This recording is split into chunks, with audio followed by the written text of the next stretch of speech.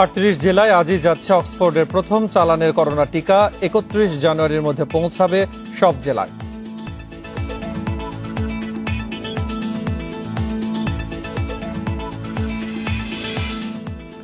Corona টিকা নিতে অনলাইনে নিবন্ধন বাধ্যতামূলক। প্রান্তিক মানুষকে সহায়তা করবে সরকারের সংশ্লিষ্ট কর্মীরা।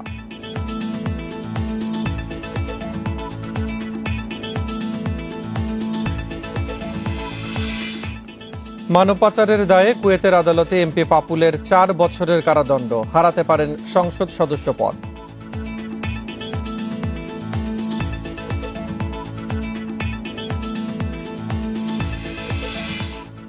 এখনই খোলার প্রস্তুতি নিচ্ছে না ইংলিশ মিডিয়াম স্কুল। শিক্ষার্থীদের পাঠাতে ইচ্ছুক না অভিভাবকরা, বলছে কর্তৃপক্ষ।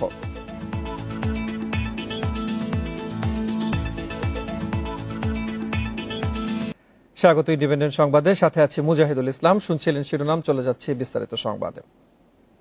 38 জেলায় আজই যাচ্ছে বেক্সিমকোর আনা অক্সফোর্ডের 50 লাখ ডোজের প্রথম চালানের করোনা টিকা।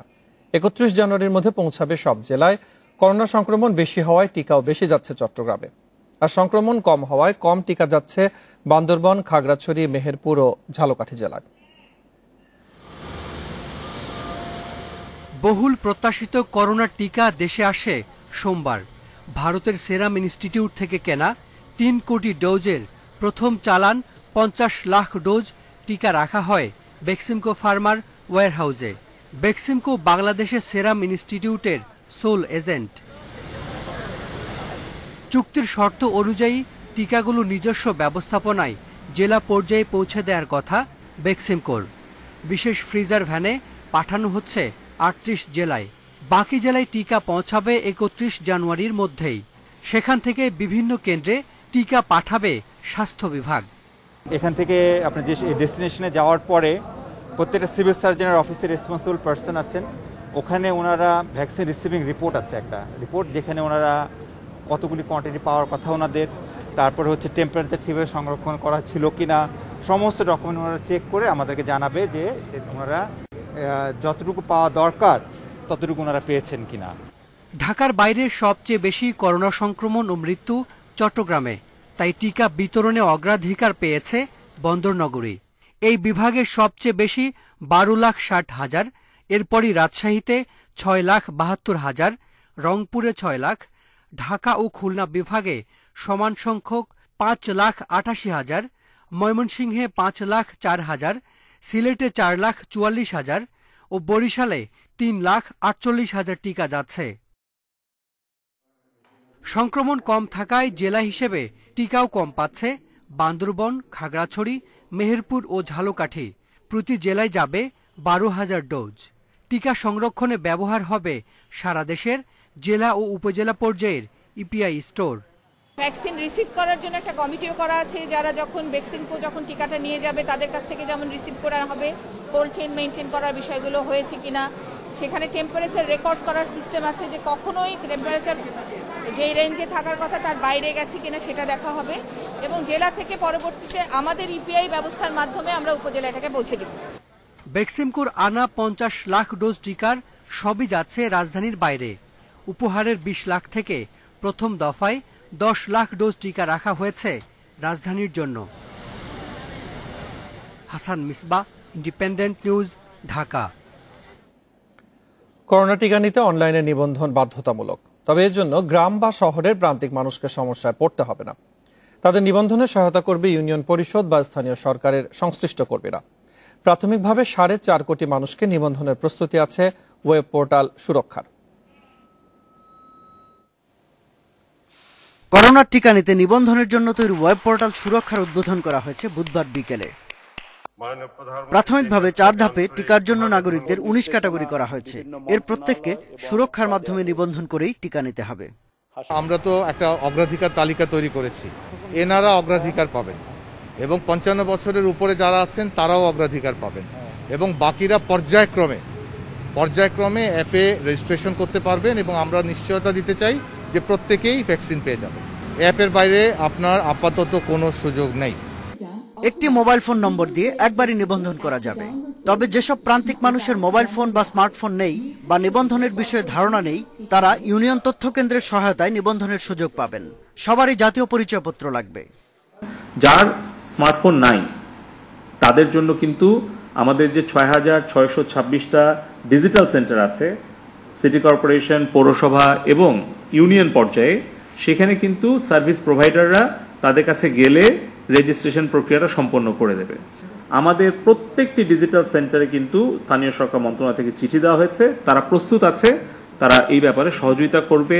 যদি কেউ নিজে বুঝতে না পারে তাকে সহযোগিতা করবে যেন তারা রেজিস্ট্রেশন করতে পারে। টিকাদান কার্যক্রম হবে প্রতিষ্ঠান ভিত্তিক, অর্থাৎ সিটি কর্পোরেশন এলাকা থেকে শুরু করে ইউনিয়ন পরিষদ পর্যন্ত বিভিন্ন কার্যালয়ে, যেমন সরকারি বেসরকারি মেডিকেল কলেজ হাসপাতাল, জেলা সদর হাসপাতাল, উপজেলা স্বাস্থ্য কমপ্লেক্স, সংক্রামক ব্যাধি হাসপাতাল, পুলিশ হাসপাতাল, urban primary health care centre, union পরিষদ বা ওয়ার্ড কাউন্সিলরের কার্যালয় ইত্যাদির মাধ্যমে। শাহাদাত স্বপন, ইন্ডিপেন্ডেন্ট নিউজ, ঢাকা। স্বাস্থ্যকর্মীদের স্বতঃস্ফূর্ত অংশগ্রহণে রাজধানীর 5 হাসপাতালে শেষ হল করোনা টিকার পরীক্ষামূলক প্রয়োগ। 2 প্রতিমন্ত্রী, 2 সচিব ও স্বাস্থ্যকর্মী সহ টিকা নিয়েছেন 541 জন। টিকা গ্রহণকারী সবাই সুস্থ আছেন বলে জানিয়েছে স্বাস্থ্য অধিদপ্তর।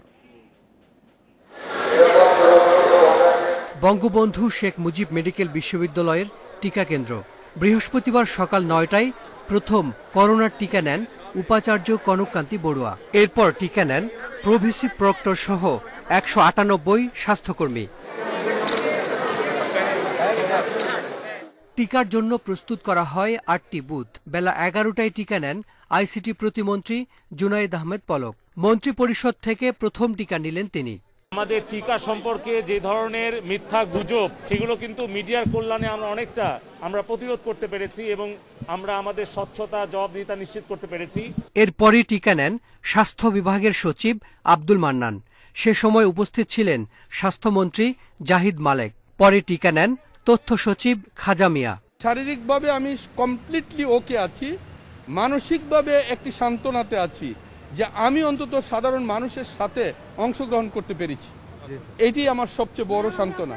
ঢাকা মেডিকেলে বেলা 12টায় টিকা নেন সংস্কৃতি প্রতিমন্ত্রী KM খালিদ। এখানে 100 স্বাস্থ্যকর্মীকে টিকা দেওয়ার কথা থাকলেও নিয়েছেন 120 জন। 28 দিন পর আমাকে দ্বিতীয় টিকা দেওয়া হয়, সেইভাবে আমরা কিন্তু নিবন্ধন করে আসছি। আমি হুট করে আসলাম আর ভিআইপি হিসেবে টিকা নিয়ে এলাম তা কিন্তু না, সকল নিয়ম নীতি মেনেই আমি এখানে টিকা নিয়েছি। কুর্মিটোলা ও মুগদা মেডিকেলেও ছিল স্বাস্থ্যকর্মীদের স্বতঃস্ফূর্ত অংশগ্রহণ। টিকা নেয়ার পর 20 মিনিট পর্যবেক্ষণে রাখা হয় তাদের। কারো মধ্যে দেখা যায়নি কোনো পার্শ্ব প্রতিক্রিয়া। এই টিকাটি নেয়ার পরে আমি আরো সাহসিকতার সাথে কোভিড রোগীদের চিকিৎসা সেবা দিতে পারবো। নিজেকে সৌভাগ্যবতী মনে করছি যে আজকে প্রথম দিনই আমি ভ্যাকসিন পেয়েছি এবং আমার অনেক ভালো লাগছে। পরীক্ষামূলক এই কর্মসূচিতে অংশ নেয়া স্বাস্থ্যকর্মীদের আগামী 7 দিন পর্যবেক্ষণ করা হবে। সারা দেশে টিকাদান কর্মসূচি শুরু হবে 7 ফেব্রুয়ারি। বিশ্বের 54তম দেশ হিসেবে টিকাদান কর্মসূচি শুরু করেছে বাংলাদেশ। পরীক্ষামূলক প্রয়োগের দিনেই টিকা নিলেন 2 প্রতিমন্ত্রী, 2 সচিব সহ রাষ্ট্রের গুরুত্বপূর্ণ অনেক ব্যক্তি। এর মধ্য দিয়ে তারা সাধারণ মানুষের কাছে এই বার্তাটি দেওয়ার চেষ্টা করেছেন যে এই টিকা নেওয়াতে কোনো ঝুঁকি নেই এবং টিকাটি নিরাপদ। Hasan Misbah, independent News, Dhaka. লক্ষ্মীপুরের এমপি কাজী শহীদ ইসলাম পাপুলকে 4 বছরের কারাদণ্ড দিয়েছে কুয়েতের আদালত। এতে তিনি হারাতে পারেন সংসদ সদস্যের পদ। কারণ সংবিধান অনুযায়ী কেউ ফৌজদারি অপরাধে 2 বছরের কারাদণ্ডে দণ্ডিত হলে এমপি হওয়ার যোগ্য বিবেচিত হবেন না। মানব ও অর্থ পাচারের দায়ে লক্ষ্মীপুর 2 আসনের সংসদ সদস্য শহীদ ইসলাম পাপুলকে 4 বছরের কারাদণ্ড দিয়েছে কুয়েতের আদালত। বৃহস্পতিবার এ রায় দেয় দেশটির ফৌজদারি আদালত। দেশের সংবিধানের 66 অনুচ্ছেদ অনুযায়ী নৈতিক স্খলনজনিত কোনো ফৌজদারি অপরাধে 2 বছরের কারাদণ্ডে দণ্ডিত এবং মুক্তি পাওয়ার পর 5 বছর পর্যন্ত তিনি সংসদ সদস্য হওয়ার যোগ্য বিবেচিত হবেন না। এটা তো আমাদের সংবিধানে বলাই আছে যে রায় হওয়ার পরে তার যে রায়ের পরে যে মূল রায়ের পরে এটা কার্যকারিতা কি হবে, আমাদের সংবিধানে যেটা আছে সেটাই হবে। সংবিধানে যে ধারা যে জিনিসটা আছে একজন সংসদ সদস্য কি হলে তার পদটা শূন্য হবে, আমরা তো সেটাই ফলো করবো। তবে সংসদ তখনই পাপুলের বিরুদ্ধে ব্যবস্থা নিতে পারবেন যখন তার সাজার রায়ের কপি পৌঁছবে। তবে সেটা কুয়েত সরকারের পক্ষ থেকে বাংলাদেশের সরকারের কাছে আসতে হবে। রায়ের সার্টিফাইড কপি সহ স্পিকারের কাছে কেউ আবেদন করলে তা তিনি বিবেচনা করতে পারেন। পৃথিবীর যে কোনো জায়গাতে যে কোনো এমপির কোনো ফৌজদারি মামলায় কিংবা নৈতিক স্খলনের জন্য যে শাস্তি হোক না কেন, সেটা অবশ্যই বাংলাদেশের প্রচলিত আইন অনুযায়ী শাস্তি হিসেবে গণ্য হবে। বাংলাদেশের প্রচলিত আইন অনুযায়ী যেহেতু শাস্তির বিধানটা শুধুমাত্র বাংলাদেশেই হইতে হবে এমন কোনো বিধান নাই, সুতরাং এই শাস্তিটা পপুলার জন্য তার সংসদ সদস্যপদ হারানোর জন্য যথেষ্ট। কুয়েত ছাড়াও গত বছরের 11 নভেম্বর অবৈধ সম্পদ অর্জন ও অর্থ পাচারের অভিযোগে পাপুল সহ তার স্ত্রী সংরক্ষিত মহিলা আসনের এমপি সেলিনা ইসলামের বিরুদ্ধে মামলা করে দুর্নীতি দমন কমিশন। Nafizatullah, Independent News, Dhaka. দুদকের ভুল তদন্তের শিকার নোয়াখালীর কামরুল ইসলামের 15 বছরের সাজার রায় বাতিল করেছে হাইকোর্ট। একই সাথে মামলা পুনর্তদন্তের নির্দেশও দেওয়া হয়েছে। বিচারপতি ইনায়েতুর রহিম ও বিচারপতি মোহাম্মদ মুস্তাফিজুর রহমানের বেঞ্চ এ রায় দেন। রায় সন্তোষ জানিয়ে ভুক্তভোগী কামরুল ইসলাম বলেছেন, এমন ভুল যাতে আর কোনো নিরীহ ব্যক্তির সাথে না হয়।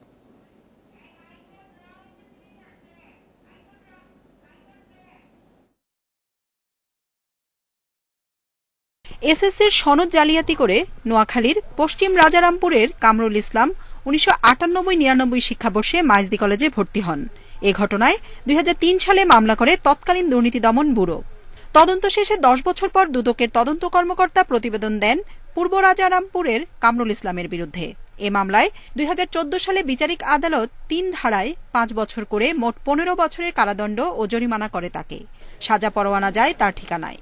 বিষয়টির সুরাহা করতে হাইকোর্টে রিট করেন নোয়াখালী আদালতের অফিস সহকারী ভুক্তভোগী কামরুল ইসলাম।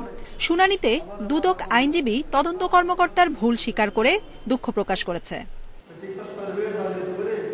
বৃহস্পতিবার কামরুলের সাজা বাতিল করা সংক্রান্ত রুল যথাযথ ঘোষণা করে রায় দিয়েছে হাইকোর্ট। একই সাথে ওই তদন্ত কর্মকর্তার বিরুদ্ধে বিভাগীয় ব্যবস্থা গ্রহণের নির্দেশ দিয়েছে। রায়ে সন্তোষ প্রকাশ করেছেন ভুক্তভোগী। আর্থিক ও মানসিকভাবে সবচেয়ে হয়রানি হয়েছে মানসিকভাবে আমার পরিবারের লোকজন। আমি মানসিকভাবে অনেক হয়রানি হয়েছি, অনেক পেরেশানির মধ্যে ছিলাম। ওই রায়টা আমি সন্তুষ্ট। আমি এই রায়ে খুবই খুশি, আদালতের প্রতি কৃতজ্ঞতা প্রকাশ করি এবং আমি নিরপরাধ মানুষ। যে জাজমেন্টটা হয়েছে ফুল জাজমেন্টটা স্যাটিসফাইড করে দিয়েছেন। যে কনভিকশন ওয়ারেন্ট ইস্যু করা হয়েছিল আমার রিট পিটিশনের বিরুদ্ধে, সেই কনভিকশন ওয়ারেন্টটা উনি রিকল করেছেন এবং উনি মামলাটিকে আবার পুনরায় তদন্তের নির্দেশ দিয়েছেন। যেই কর্মকর্তা এই মামলার তদন্তের সাথে জড়িত ছিলেন তাদের বিরুদ্ধে বিভাগীয় ব্যবস্থা গ্রহণের জন্য আদালত নির্দেশ দিয়েছেন। দুদকের আইনজীবী আদালতকে জানান, এটি ওই তদন্ত কর্মকর্তার প্রথম মামলা। এই ভুল অনিচ্ছাকৃত। কমিশন এই রায় পাওয়ার পরে বিষয়টি খতিয়ে দেখবে ভালোভাবে। যদি তার ইচ্ছাকৃত কোনো গাফিলতি পাওয়া যায় তাহলে অবশ্যই তার বিরুদ্ধে যথাযথ বিভাগীয় পদক্ষেপ কমিশন অবশ্যই যেন নেয় এবং অলরেডি সেটা আমি কমিশনকে রায় হওয়ার পরে ইন্টিমেশন দিয়ে দিয়েছি। তবে এ মামলায় কামরুল একদিনও সাজা ভোগ করেননি। ভুক্তভোগী ক্ষতিপূরণের লিখিত আবেদন করলে তা বিবেচনা করতেও দুদককে নির্দেশ দিয়েছে হাইকোর্ট। জান্নাতুল ফেরদাউস তানভি, ইন্ডিপেন্ডেন্ট নিউজ, ঢাকা। গতবার 9 পদে জয় পেল এবার বিএনপি জামাতের কোনো প্রার্থী হতে পারেননি চট্টগ্রাম সিটির কাউন্সিলর। 54 ওয়ার্ডের 45টিতে জয় নৌকা মার্কার, বাকিগুলোতে জয়ী আওয়ামী লীগের বিদ্রোহী প্রার্থীরা।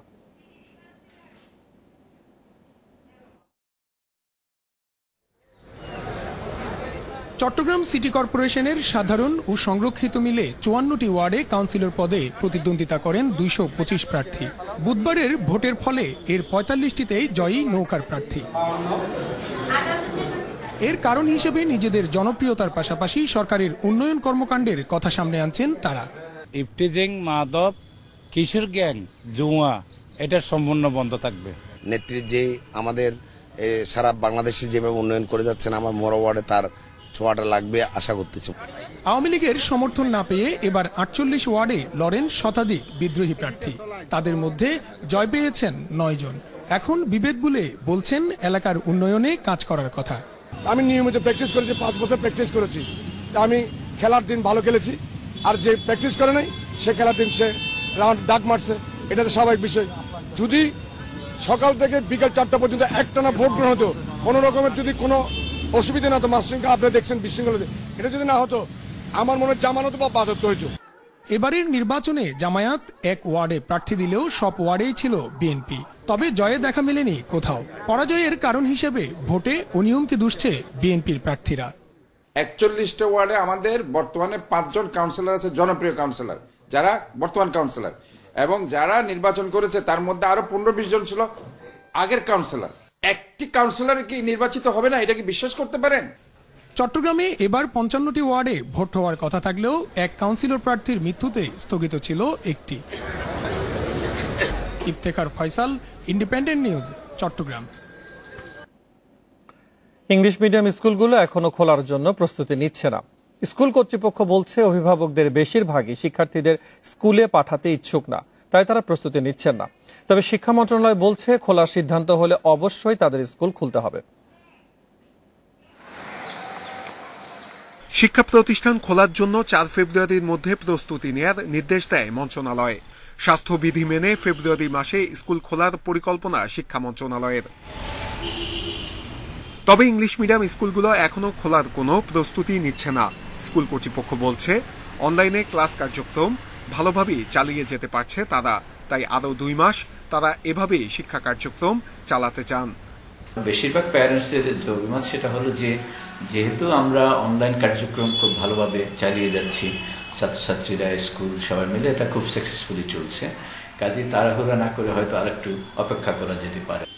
ইংলিশ মিডিয়াম স্কুলের অভিভাবক সংগঠনও বলছে আরো কিছুদিন তারা শিক্ষার্থীদের স্কুলে পাঠাতে চান না। শিক্ষার্থীরা অবশ্য স্কুলে যেতে আগ্রহী। কতটুকু পারবে একটা ছোট বাচ্চা নিজেকে মেনটেন করতে, এটা আমার কাছে একটু ভাবনার বিষয়।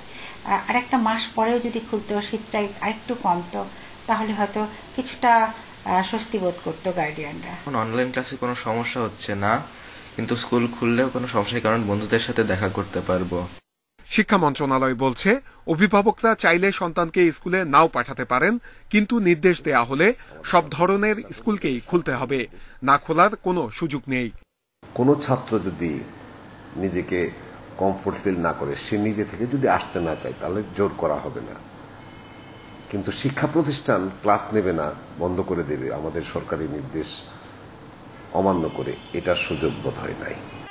আগামী মে ও জুন মাসের ও লেভেল এবং এ লেভেলের পরীক্ষা সশরীরে নেয়ার কথা জানিয়েছে ইংলিশ মিডিয়াম স্কুল কর্তৃপক্ষ। Noore Alam, Independent News, Dhaka. Thesis জালিয়াতির অভিযোগে ঢাকা বিশ্ববিদ্যালয়ের শিক্ষক সামিয়া রহমান এবং ওমর ফারুকের পদোন্নতি হয়েছে। একই অপরাধে আরেক শিক্ষক মাহফুজুল হক মারজান পদোন্নতি পাবেন না 2 বছর। বৃহস্পতিবার সন্ধ্যায় বিশ্ববিদ্যালয় সিন্ডিকেট সভায় এই সিদ্ধান্ত হয়েছে। 2016 সালে সামিয়া রহমান ও মাহফুজুল হক মারজানের যৌথভাবে লেখা a new dimension of colonialism and pop culture, A case study of the cultural imperialism নামের 8 পৃষ্ঠার গবেষণা প্রবন্ধ প্রকাশ হয় ঢাকা বিশ্ববিদ্যালয়ের সোশ্যাল সায়েন্স রিভিউ জার্নালে। তবে 1982 সালে শিকাগো ইউনিভার্সিটির জার্নাল ক্রিটিক্যাল ইনকোয়ারিতে প্রকাশিত দার্শনিক মিশেল ফুকোর দ্য সাবজেক্ট অ্যান্ড পাওয়ার নামের নিবন্ধ থেকে প্রায় 5 পৃষ্ঠা হুবহু নকল বলে অভিযোগ ওঠে। 2017 সালে বিশ্ববিদ্যালয় কর্তৃপক্ষকে একথা লিখিত জানায় ইউনিভার্সিটি অব শিকাগো প্রেস। এর পরিপ্রেক্ষিতে 2017 সালের 27 সেপ্টেম্বর তখনকার উপ-উপাচার্য নাসরিন আহমেদকে প্রধান করে তদন্ত কমিটি গঠন করে বিশ্ববিদ্যালয় সিন্ডিকেট। এর প্রতিবেদন জমা পড়ে 2019 সালে। গত বছর গঠন হয় ট্রাইব্যুনাল। তাদের সুপারিশেই সিন্ডিকেট সভায় গণযোগাযোগ ও সাংবাদিকতা বিভাগের সহযোগী অধ্যাপক সামিয়া রহমানকে সহকারী অধ্যাপক আর ইসলামের ইতিহাস ও সংস্কৃতি বিভাগের সহকারী অধ্যাপক ওমর ফারুককে প্রভাষক করা হয়েছে। আর মাহফুজুল হক মারজান বিদেশে থাকায় দেশে ফেরার পর 2 বছর কোনো পদোন্নতি পাবেন না। মারজান সে বিদেশ থেকে আসার পরে 2 বছর কোনো রকমের প্রমোশন পাবে না, এই শাস্তি নির্ধারিত হয়। এছাড়া ইসলামের ইতিহাস ও সংস্কৃতি বিভাগের জনাব মোহাম্মদ ওমর ফারুককে পিএইচডি থিসিস জালিয়াতি করার ব্যাপারে জালিয়াতি প্রমাণিত হওয়ায় তাকে সহকারী অধ্যাপক থেকে লেকচারার হিসেবে পদোন্নতি দেওয়া হয়েছে। তবে এই সাজার বিষয়ে এখনো কিছু জানেন না ওমর ফারুক, আর আদালতে রিট আবেদনের সিদ্ধান্ত জানিয়েছেন সামিয়া রহমান। আমি রিট করবো। ট্রাইব্যুনাল কিন্তু এ ধরনের কোনো তদন্ত করে এ ধরনের কোনো কিছু প্রমাণ পায়নি এবং ট্রাইব্যুনাল বলেছিল যে আমি এটার সাথে জড়িত না। আমি সমস্ত কাগজপত্রগুলো দিয়েছিলাম। শিক্ষাবিদেরা বলছেন, শিক্ষকের থিসিস নকল করা বড় অপরাধ। এতে শিক্ষকতা করার নৈতিক ভিত্তি থাকে না। শিক্ষকতা করার নৈতিকতা, তাদের শক্তিটা তাদের নাই, করা উচিত না। কারণ তাদের কাছ থেকে শিক্ষার্থীরা কি শিখবে? এ ধরনের অপরাধে সব বিশ্ববিদ্যালয়কে আরো কঠোর অবস্থানে যাওয়ার আহ্বানও জানান শিক্ষাবিদেরা। নূরে আলম, ইন্ডিপেন্ডেন্ট নিউজ, ঢাকা। ফেব্রুয়ারি মানে পয়লা ফাল্গুন, বিশ্ব ভালোবাসা দিবস ও আন্তর্জাতিক মাতৃভাষা দিবস। তাই বিশেষ এই দিবস ঘিরে ফুলের চাহিদা বেড়ে যায়। তবে করোনার মহামারীতে উৎসব বন্ধ, সামাজিক কর্মসূচি সীমিত থাকায় ধস নেমেছে ফুল ব্যবসায়। ফুল চাষী ব্যবসায়ী বলছেন, প্রাকৃতিক ফুলের পরিবর্তে ব্যবহার বাড়ছে প্লাস্টিক ফুলের। তবে টিকা কার্যক্রম শুরু হয় খুব শিগগিরই ফুল বিক্রি স্বাভাবিক হওয়ার আশা চাষী ও কৃষকদের। কাকডাকা ভোরে জমজমাট হয়ে ওঠে যশোর বেনাপোল মহাসড়কের গদখালি ফুলের বাজার। কুয়াশা আর হিমশীতল বাতাস পেছনে ফেলে বাহারি ফুল নিয়ে হাজির চাষিরা। প্রায় সবার কাছেই গোলাপ, গ্ল্যাডিওলাস, জারবেরা, চন্দ্রমল্লিকা, গাঁদা, রজনীগন্ধার ঝাঁপি। ফেব্রুয়ারিতে পয়লা ফাল্গুন, ভ্যালেন্টাইন্স ডে, আন্তর্জাতিক মাতৃভাষা দিবস সহ বিশেষ উৎসবের দিনগুলোকে কেন্দ্র করে এখানকার ফুলের বাজার চাঙ্গা হয়ে ওঠে। তবে করোনা মহামারীর কারণে পাল্টে গেছে সেই চিত্র।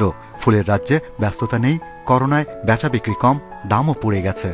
200 টাকা হাজার, 300 টাকা হাজার, আর এইবার বছর 30 টাকা হাজার বেচছি, তুলতে দিচ্ছে 20 টাকা হাজার। আমাকে থাকছে 10 টাকা ভ্যান ভাড়া, থাকছে ভ্যান ভাড়া দিতে হচ্ছে। এই সময় আমরা 4 টাকা 5 টাকা করে বেচেছি, মানে 400 টাকা 500 টাকা শ। আর এখন আমরা এই 180 থেকে 200 টাকা। গেল বছরের আমফান ঝড়ে যশোরের ফুল চাষীদের উপর নেতিবাচক প্রভাব ফেলেছে। ঝড়ে ক্ষতিগ্রস্ত ক্ষেতের অবকাঠামো সংস্কারের খরচও বেড়েছে। আবার চড়া দামে ভারত থেকে আমদানি করতে হচ্ছে ফুলের বীজ ও চারা। তবে এবছর পানিসারা, নবীনগর, হাড়িয়া, পটুয়াপাড়া, শরীফপুর এলাকায় চাষিরা ঘুরে দাঁড়াতে চাইছে। আমপানে আমাদের সব উড়ি টুড়ি নিয়ে গেছিল, নিয়ে যাওয়ার পরে মোটামুটি আমরা যাক নিজের পাই দাঁড়াইয়ে চেষ্টা করে আমরা এটা আবার সব পরিচালিত করে মোটামুটি নিয়ে আইছি। এখন আমাদের সামনে কটা অনুষ্ঠান আছে, এটা আমাদের চিন্তা ভাবনা। সামনে ভালোবাসা দিবস আছে, 21 ফেব্রুয়ারি আছে। এটা যদি ফুল যদি ভালো বেচা বিক্রি যদি হয়, তাহলে আমরা মনে করেন লাভবান হতে পারব। তবে করোনা টিকা দেওয়ার পর সরকারি বেসরকারি প্রতিষ্ঠানে বিভিন্ন অনুষ্ঠান শুরু হলে আবারও বেড়ে যাবে ফুলের চাহিদা। এতে টানা 10 মাসে মন্দা কাটিয়ে প্রায় 1500 কোটি টাকার ফুলের বাজার প্রাণচাঞ্চল্য ফিরে পাওয়ার প্রত্যাশা তাদের। দীর্ঘ এই 30 বছর ফুল চাষের মধ্য দিয়ে কৃষকদের যে আধুনিকায়নের যে বিষয়টা, সেটা আসলে আমাদের এখানে এখনো পরিপূর্ণতা না আসার কারণে ফুল যেমন উৎপাদনের পরে সংগ্রহ যে ব্যবস্থাপনা, সেটা আমাদের এখন সঠিকভাবে প্রয়োগ হয় না। এই কারণে এই ফুলটা উৎপাদনের পরে বিদেশের বাজারে নিয়ে যাওয়ার ক্ষেত্রে আমাদের সংকট সৃষ্টি হয়। ফুল উৎপাদন, বাজারজাতকরণ ও খুচরা ফুল ব্যবসার সঙ্গে প্রত্যক্ষ পরোক্ষভাবে জড়িত প্রায় 50 লাখ মানুষ। তাদের কথা বিবেচনা করে এখানে নির্মাণ হচ্ছে ফুল সংরক্ষণাগার। মার্চে চালু হলে আন্তর্জাতিক মানের ফুল বীজ, চারা সংরক্ষণ ও প্যাকেটজাত করতে পারবে কৃষকরা। Shahriar Anirban, independent news, Jessore. সিলেটের রশিদপুর গ্যাস ফিল্ড স্থাপনে ঠিকাদার নিয়োগে টেকনিক্যাল কমিটির প্রতিবেদন, কেনাকাটা, টেন্ডার সহ সব নথি তলব করেছে দুর্নীতি দমন কমিশন, দুদক। উপপরিচালক আবু বকর সিদ্দিক এসব তথ্য চেয়ে সিলেট গ্যাস ফিল্ডকে নোটিশ দিয়েছেন। সর্বনিম্ন দরদাতাকে দেয়া হয়নি রশিদপুর গ্যাস ফিল্ড স্থাপনের কাজ। সেখানে 1 মেগাওয়াটের 6টি জেনারেটর বসানোর কথা, তবে বসানো হয়েছে 4200 কিলোওয়াটের। এসব ছাড়াও 14 কোটি টাকার ভ্যাপার রিকভারি ইউনিট অকেজো হয়ে যাওয়ার তথ্যও মিলেছে পেট্রোবাংলার প্রতিবেদনে। এখন এইসব অনিয়ম দুর্নীতির অভিযোগ খতিয়ে দেখছে দুদক। সিলেট গ্যাস ফিল্ডকে এ সম্পর্কিত নথি দিতে বলা হয়েছে 5 কার্যদিবসে। বেশি দামি জেনারেটর কেনা, তারপরে যে হাই স্পিডার কেনা দেয়া, এই ধরনের বিভিন্ন এলিগেশনের ভিত্তিতে যে কমপ্লেইনটা আসছে তার উপর বেসিস করে একটা অনুসন্ধানকারী দল গঠন করা হয়েছে। অনুসন্ধানকারী কর্মকর্তা নিয়োগ করা হয়েছে। অনুসন্ধানকারী কর্মকর্তা অলরেডি কাজ শুরু করে দিয়েছেন। 370 কোটি টাকার এই প্রকল্পে কত টাকার দুর্নীতি হয়েছে আর এর সঙ্গে কারা জড়িত তাও খতিয়ে দেখছে দুদক। তথ্য প্রমাণের ভিত্তিতে অভিযুক্তদের আইনের আওতায় আনা হবে বলে জানাচ্ছেন দুদক আইনজীবী। যারা তদারকি করছে, যারা কনসার্ন অফিসিয়ালস, এটা একটা সিন্ডিকেটের মতো একটা বান্ডেল। যেমন রূপপুর বালিশ কাণ্ড, সেখানে ইঞ্জিনিয়ারও ছিল, ব্যবসায়ী ছিল। যেমন এখানেও তাই, এখানে ব্যবসায়ীও থাকতে পারে, এখানে আবার অফিসিয়ালও থাকতে পারে, আবার যারা টেন্ডার ম্যানিপুলেট করছে তারাও থাকতে পারে। এই মুহূর্তে তো তথ্যপত্র ছাড়া কিছু বলা যাচ্ছে না। তথ্যপত্র যেহেতু চেয়েছে, তথ্যপত্রের ভিত্তিতে পরবর্তীতে আরো জিজ্ঞাসাবাদ করা হবে। অনুসন্ধানে নাম আসা সবাইকে ফেব্রুয়ারি নাগাদ জিজ্ঞাসাবাদের জন্য তলব করা হবে বলেও জানিয়েছে দুর্নীতি দমন কমিশন। রিশাদ হুদা, ইন্ডিপেন্ডেন্ট নিউজ, ঢাকা। উত্তরাঞ্চল সহ দেশের বিভিন্ন জেলায় শীতের প্রকোপ অব্যাহত আছে। ঘন কুয়াশা ও হিমেল হাওয়ায় উত্তরাঞ্চল সহ কয়েক জেলা বিপর্যস্ত জনজীবন। আরো জানাতে রংপুর থেকে যুক্ত হচ্ছেন সহকর্মী নজরুল ইসলাম। নজরুল, রংপুরের সার্বিক অবস্থা কেমন দেখছেন এবং সেক্ষেত্রে আবহাওয়া অধিদপ্তরের কোনো পূর্বাভাস আছে কিনা? এছাড়া জনজীবনে ভোগান্তি তো আমরা দেখছি, কিন্তু এর সাথে শীতজনিত রোগের প্রকোপ কেমন দেখছেন? দেখুন, আসলে এটি কিন্তু নভেম্বর থেকে শুরু করে কিন্তু একদম জানুয়ারি ফেব্রুয়ারি পর্যন্ত এই শীতের যে প্রকোপ আকার এটি কিন্তু ধারণ করে উত্তরাঞ্চলের জেলাগুলোতে। আমরা গতকাল যেটি জানতে পেরেছি যে রংপুরের অর্থাৎ পঞ্চগড়ের তেঁতুলিয়ায় 8.5 ডিগ্রি সেলসিয়াস এবং রংপুরে 9.5 ডিগ্রি সেলসিয়াস এটি কিন্তু আসলে উঠানামা করে। এই ঠান্ডার যে প্রকোপ অর্থাৎ তাপমাত্রা এটি কিন্তু উঠানামা করে। আরেকটা বিষয় আপনি জানতে চেয়েছেন যে রংপুরের যে জনজীবন, আসলে এই ঠান্ডার কারণে যারা নিম্ন আয়ের মানুষ, যারা খেটে খাওয়া মানুষ, তারা কিন্তু আসলে ঘর থেকে বের হতে পারছে না। তাদের কিন্তু দিন এনে দিন খাওয়ারই কিন্তু আসলে প্রবাদ রয়েছে। তারা একদিন ইনকাম করে কিন্তু আরেকদিন তারা খায়, এরকম আসলে। তবে এই যে নভেম্বর থেকে জানুয়ারি ফেব্রুয়ারি পর্যন্ত যে ঠান্ডার যে প্রকোপ আকার ধারণ করে, এই সময়ের মধ্যে তাদের কিন্তু আসলে ভোগান্তির শিকার হচ্ছে এইসব কৃষক এবং যারা নিম্ন আয়ের মানুষ।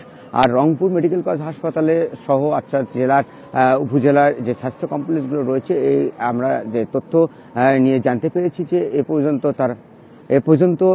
পর্যন্ত প্রায় অর্থাৎ 4 থেকে 450 রোগী সেখানে ভর্তি রয়েছে ঠান্ডাজনিত রোগ আক্রান্ত হয়ে। আর যে এদেরকে যে কম্বল এবং যেসব আসলে সরঞ্জাম বিতরণ করার কথা উপজেলা এবং জেলা পর্যায় থেকে আমরা যেটি জানতে পেরেছি যে অর্থাৎ জেলা প্রশাসকের পক্ষ থেকে প্রায় 52,000 কম্বল এবং অর্থ বরাদ্দ দেওয়া হয়েছে। তার সাথে সাথে অন্যরকম যে সংগঠনগুলো রয়েছে তারাও কিন্তু আসলে কম্বল বিতরণ করছে। আমরা রাত্রে দেখি অনেক সময় বিভিন্ন সংগঠন তারা বিভিন্ন স্টেশন এবং যারা বস্তির রয়েছে, যারা বস্তিবাসী রয়েছে, তাদের কাছে গিয়েই তারা কম্বল বিতরণ করছেন। তবে এই প্রভাবটা কিন্তু আসলে উত্তরাঞ্চলের যেসব হিমেল হাওয়ার যেসব অর্থাৎ ভারত থেকে আসা যেসব আসলে স্থান রয়েছে, এই জায়গাগুলোতে কিন্তু আসলে পড়ে যাচ্ছে। তো সব মিলিয়ে রংপুরে যে এই যে শীতের যে প্রকোপটি এটি আসলে ধীরে ধীরে বেড়ে যাচ্ছে। আবহাওয়ার যে পূর্বাভাস দেওয়া হচ্ছে যে আগামী অর্থাৎ ফেব্রুয়ারি প্রথম সপ্তাহ থেকে দ্বিতীয় সপ্তাহ পর্যন্ত মৃদু শৈত্যপ্রবাহ এবং মাঝারি শৈত্যপ্রবাহ পড়ার আশঙ্কা রয়েছে। এটি আসলে আবহাওয়া পরিস্থিতি নিয়ে রংপুর থেকে জানাচ্ছিলেন আমাদের সহকর্মী নজরুল ইসলাম। অবৈধ দখল, অযত্ন আর অবহেলায় বরিশালের বেশিরভাগ খাল এরই মধ্যে বিলীন হয়েছে। সামান্য বৃষ্টিতে নগর জুড়ে দেখা দেয় জলাবদ্ধতা। মাঝে মধ্যে উচ্ছেদ অভিযান চললেও মাঝপথে থেমে যাওয়ায় খালগুলোর অবস্থায় নেই কোনো পরিবর্তন। তবে পরিকল্পিত মহাপরিকল্পনা পাশ হলে উচ্ছেদের কথা বলছে সিটি কর্পোরেশন। ভাটার খালকে বলা হতো বরিশাল নগরীর প্রবেশদ্বার। এই খাল দিয়ে কবছর আগেও নগরীতে আসতো লঞ্চ ও নৌকা। এটি সহ 23টি খাল এবং 25টি শাখা খালের স্রোতে নিষ্কাশন হতো নগরীর আবর্জনা। সে সময় বরিশালের বাণিজ্য নির্ভর করত এই খালগুলোর ওপর। 2 মাস 3 মাস পর একদিন পরিষ্কার করে উচ্ছেদ, এখন মনে করেন একদিন করলে আবার 6 মাস আবার করে না। নগরীর জেলখাল, লাকুটিয়ার খাল, নাপিতখালী খাল বেঁচে আছে কোনো রকমে। তাজখালী, কৃষ্ণচূড়া, নথুল্লাবাদ খাল সহ অন্য 20টি খালের অস্তিত্ব এখন আর খুঁজে পাওয়া যায় না। 25টি শাখা খালের বেঁচে নেই একটিও।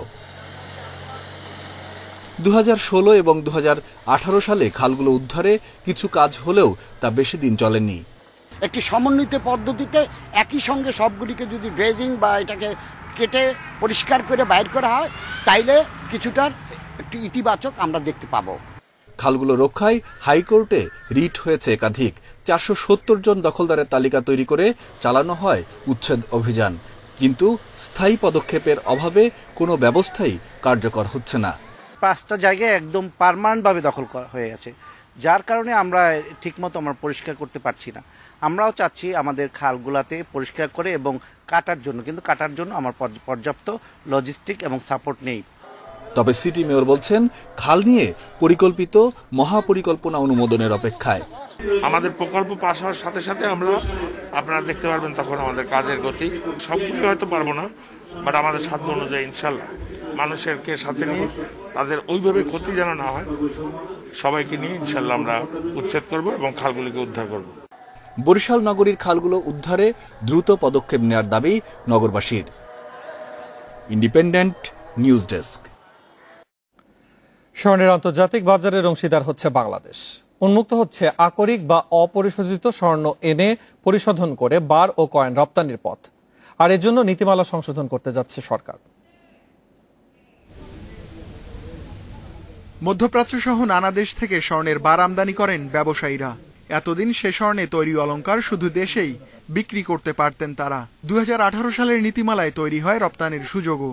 এবার দেশেই স্বর্ণ পরিশোধন করে বার ও কয়েন রপ্তানির লক্ষ্যে সে নীতিমালা সংশোধন করছে সরকার। আকরিক এনে বার ও কয়েন তৈরি করে সিঙ্গাপুর সহ অনেক দেশ। এ খাতে বিনিয়োগে আগ্রহী দেশের ব্যবসায়ীরাও। সংশোধিত নীতিমালা অনুমোদনের জন্য শিগগিরই উঠছে মন্ত্রিসভায়। তবে বুধবারই অপরিশোধিত স্বর্ণ আমদানির অনুমতি দিয়েছে অর্থনৈতিক বিষয় সংক্রান্ত মন্ত্রিসভা কমিটি।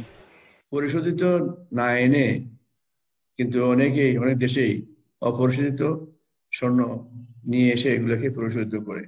এই পরিশোধনের জন্য তারা আমাদের কাছে অনুমোদন নিয়েছে, যেগুলা তারা পরিশোধ এখানে করার জন্য যে নেসেসারি ইকুইপমেন্টস লাগবে এগুলো তারা বসাবার অনুমতি। সংশোধিত নীতিমালায় বলা হয়েছে পরিশোধনাগার করার অনুমতি পেতে কোম্পানির 1000 কোটি টাকার সম্পদ থাকতে হবে। আর অনুমোদন পেলে উৎপাদন শুরুর আগে চলতি মূলধন থাকতে হবে 500 কোটি টাকা। পরিশোধনাগার করতে হবে আন্তর্জাতিক বিমানবন্দরের 7 কিলোমিটারের মধ্যে 20 বিঘা জমিতে, তবে শিল্পাঞ্চলে নয়।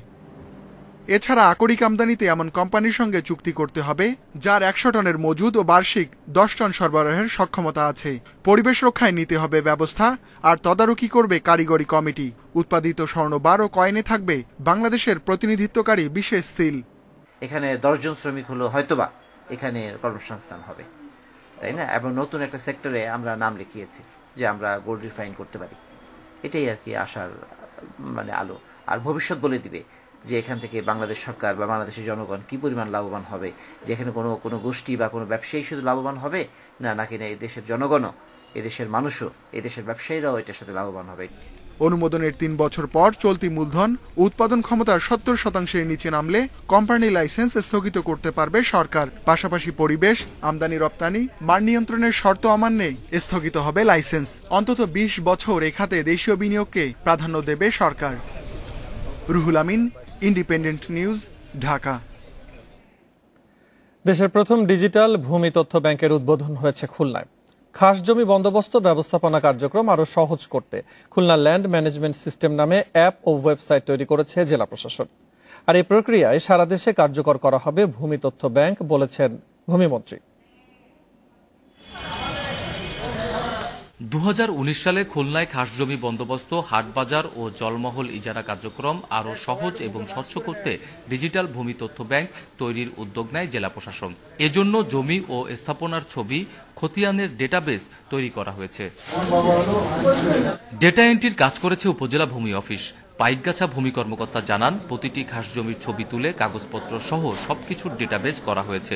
একই সঙ্গে খাস জমিতে লাগানো হয়েছে সাইনবোর্ড। সরকারি জমি আছে, সম্পত্তি আছে, সেই সকল সম্পত্তির ছবিগুলা তুলে আমরা রেজিস্টার অনুযায়ী সব তথ্যগুলো আমরা ওয়েবসাইটে আপলোড দিচ্ছি এবং এর ফলে আমরা একটা বাস্তব একটা অবস্থা সম্পর্কে আমরা জানতে পারবো।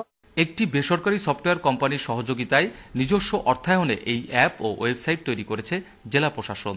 ইনিশিয়ালি আমাদের একটা সফটওয়্যার কোম্পানি, তাদের সাথে আমরা চুক্তিবদ্ধ হই, তাদেরকে আমরা ফিনান্সিয়ালি কিছু সাপোর্ট করেছি যাতে আমাদেরকে করে। আমরা তাদেরকে বলেছি যে পরবর্তীতে যখন আমরা প্রকল্প আকারে নেব তখন হয়তো তাদেরকে আমরা ফিনান্সিয়ালি সাপোর্ট দিব। খুলনার জেলা প্রশাসক বলছেন, এই অ্যাপ ও ওয়েবসাইটের কারণে ভূমি অফিসে সাধারণ মানুষের ভোগান্তি কমবে। এই প্রক্রিয়ায় বড় পরিসরে সারা দেশে ল্যান্ড ব্যাংক করা হবে বলে জানিয়েছেন ভূমিমন্ত্রী।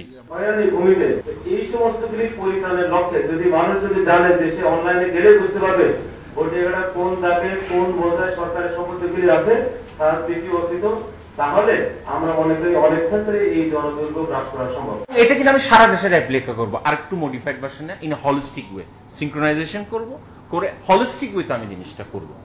তো সুতরাং আমি তখনই বললাম যে এটাই আমি চাচ্ছি, এটাই আমার ল্যান্ড ব্যাংকের জিনিস। খুলনায় বাংলা 1426 সালে হাটবাজার, জলমহল ইজারা ও অর্পিত সম্পত্তি থেকে রাজস্ব আদায় হয়েছে 4,66,60,000 টাকা। অভিজিৎ পাল, ইন্ডিপেন্ডেন্ট নিউজ, খুলনা। করোনা ঠেকাতে নোভাভ্যাক্সের ভ্যাকসিন 89.3 ভাগ কার্যকর। এছাড়াও যুক্তরাজ্যে করোনার নতুন ধরন প্রতিরোধেও কার্যকর এই ভ্যাকসিন। নোভাভ্যাক্সের পক্ষ থেকে এমনটি দাবি করা হয়েছে। নোভাভ্যাক্সের টিকায় প্রথম যেটি যুক্তরাজ্যে করোনার নতুন ধরনের জন্য কার্যকর বলে দেখা গেছে। যুক্তরাজ্যে তৃতীয় পর্যায়ের ক্লিনিক্যাল ট্রায়ালের পর 89.3% কার্যকর দাবি করেন গবেষকেরা। 18 থেকে 84 বছর বয়সী 15,000 মানুষের ওপর এই টিকা প্রয়োগ করা হয়েছে। এর মধ্যে 27% মানুষের বয়স 65 বছরের বেশি। এই ভ্যাকসিন নিয়ে খুবই আশাবাদী যুক্তরাজ্যের প্রধানমন্ত্রী বরিস জনসন। যুক্তরাজ্যের medicine and health care products regulatory এজেন্সির অনুমোদন পেলে এবছরের মাঝামাঝি সময় থেকে এটি প্রয়োগ শুরু করবে যুক্তরাজ্য। যুক্তরাজ্যে অক্সফোর্ডের পর নোভাভ্যাক্সের টিকায় সবচেয়ে বড় পরিসরে ট্রায়াল দেওয়া হয়েছে।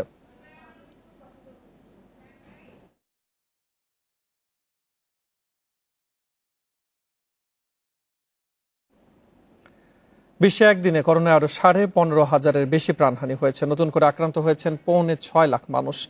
এ নিয়ে বিশ্বজুড়ে করোনায় মোট মৃত 21,98,000 ছাড়িয়েছে। মোট আক্রান্ত 10,19,00,000-এর বেশি। এর মধ্যে গত 24 ঘন্টায় সবচেয়ে বেশি যুক্তরাষ্ট্রে 3,500 মানুষ মারা গেছে। শনাক্ত 1,45,000 রোগী। অ্যারিজোনা রাজ্যে বেড়েছে বিস্তার। বৃহস্পতিবার দ্বিতীয় সর্বোচ্চ মৃত্যু হয়েছে মেক্সিকোতে, মারা গেছে 1,623 জন। ব্রাজিলে আবারও বেড়েছে করোনার বিস্তার। একদিনে সেখানে 1,400 মানুষ মারা গেছে, আর ভাইরাস পাওয়া গেছে 60,000-এর দেহে। যুক্তরাজ্যে একদিনে 1,239 জন মারা গেছে। নতুন রোগী শনাক্ত হয়েছে 28,000। সংক্রমণ বাড়ায় ফেব্রুয়ারি 14 তারিখ পর্যন্ত বিধিনিষেধ জারি রাখবে পোল্যান্ড সরকার। এছাড়া পুরো ফেব্রুয়ারি মাস জুড়ে করোনা আরোপিত বিধিনিষেধ জারি রাখবে ডেনমার্ক সরকার। স্পেনে 35,000, ফ্রান্সে 23,000 এবং জার্মানিতে 15,000 করোনা রোগী শনাক্ত হয়েছে। জহুর আহমেদ চৌধুরী স্টেডিয়ামের উইকেট বরাবরই সহায়তা দিয়েছে স্পিনারদের। টেস্টে উইন্ডিজকে আবারও স্পিনেই ঘায়েলের ছক টাইগারদের। সাকিবের উপস্থিতি তাইজুলের অনুপ্রেরণা। অন্যদিকে ভিন্ন কন্ডিশনে কৌশল ঠিক করার চ্যালেঞ্জ উইন্ডিজ ম্যানেজমেন্টের সামনে। অভিজ্ঞ পেস আক্রমণে আস্থা রাখছেন coach Phil Simmons. One day series শুরুর আগে আলোচনার কেন্দ্রে ছিলেন পেসাররা। দারুণ পারফরমেন্সে তাতে স্বয়ংক্রিয়ভাবে ঢুকে পড়েছিলেন স্পিনাররা। টেস্ট সিরিজ শুরুর আগেও আলোচনায় স্পিনাররা। স্পিন নাকি পেস কেন্দ্রিক বোলিং আক্রমণ সিদ্ধান্ত নেবে ম্যানেজমেন্ট। তবে নিজেদের কাজটা এগিয়ে রাখতে চান তাইজুলরা। আমাদের যে প্র্যাকটিসটা হচ্ছে মানে কোয়ালিটিফুল প্র্যাকটিস, তো আশা করি আমাদের ভালোভাবে কামব্যাক করতে ইনশাল্লাহ মানে বড় ধরনের কোনো অসুবিধা হবে না। চোটের কারণে কিছু অনিশ্চয়তা সাকিবকে নিয়ে, তবে ইতিবাচক থাকছেন তাইজুল। সাকিবকে ছাড়াই আক্রমণের নেতৃত্ব দেওয়ার অভিজ্ঞতা আছে তার। সাগরিকায় 7 টেস্টে 26 উইকেট তুলে নেয় আত্মবিশ্বাস সাথে থাকছে। একই ভেন্যুতে 16 ম্যাচে 60 উইকেট সাকিবের। আলো থাকবে ওডিআইতে দারুণ করা মিরাজের উপরও। জহুর আহমেদে 5 ম্যাচে 19 উইকেট এই অফ স্পিনারের। সাক্ষী হয়েছেন অনেক অনেক বড় কীর্তির। আগে থেকেই বোঝে আর কি, আর সেটা আমাদের সাথে শেয়ার করে। তো আমি বলবো যে আমি, মিরাজ, নাইম, সাকিব ভাই, তো সবার একটা মানে গুড একটা পার্টনারশিপ হবে ইনশাল্লাহ। তো আমরা ভালো কিছু করারই চেষ্টা করব। সাগরিকায় সর্বোচ্চ উইকেট শিকারীর তালিকার শীর্ষ 10-এ মাত্র 1 পেসার। ভিন্ন কন্ডিশনে কি স্পিনারদের সামনে এগিয়ে দেবে অতিথিরা, নাকি আস্থা রাখবে শক্তির জায়গা পেসে? সিদ্ধান্ত নেওয়ার দায়িত্ব উইন্ডিজ ম্যানেজমেন্টের। উপমহাদেশের উইকেট পেসারদের পক্ষে কখনো কথা বলে না। আমাদের দলে 3 অভিজ্ঞ ফাস্ট বোলার আছে। তারা যদি পরিকল্পনা অনুযায়ী বল করতে পারে তাহলে টেস্ট সিরিজে প্রতিদ্বন্দ্বিতা করতে পারবো। স্পোর্টিং উইকেটের প্রতিশ্রুতি খুব বেশি টেকসই হয় না উপমহাদেশে।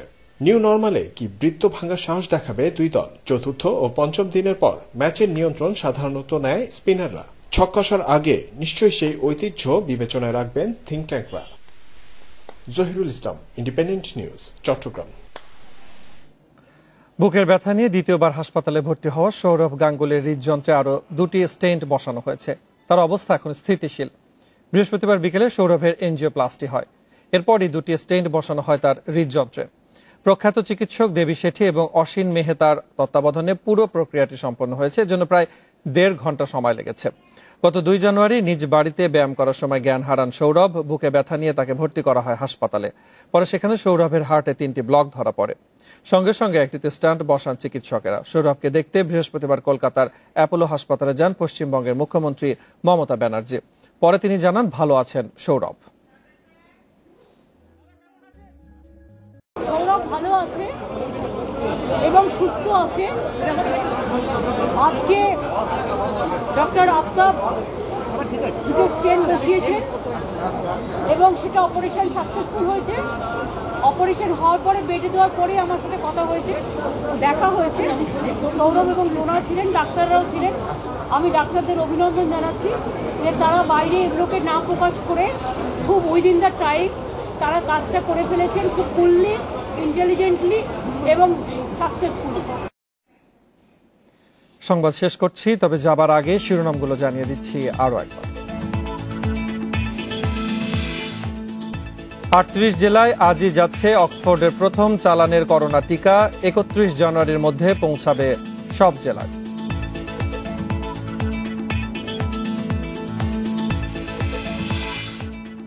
করোনা টিকা নিতে অনলাইনে নিবন্ধন বাধ্যতামূলক। প্রান্তিক মানুষকে সহায়তা করবে সরকারের সংশ্লিষ্ট কর্মীরা।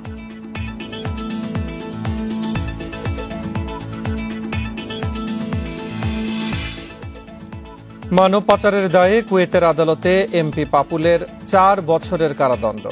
হারাতে পারেন সংসদ সদস্য পদ।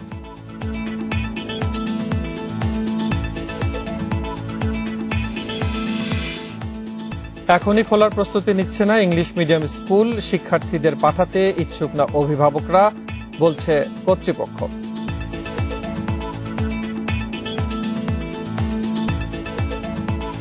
এই ছিল এখনকার ইন্ডিপেন্ডেন্ট সংবাদে। এছাড়া ইন্ডিপেন্ডেন্ট টেলিভিশনের সব খবর বিস্তারিত জানতে চোখ রাখুন ফেসবুক, টুইটার ও ইউটিউবে।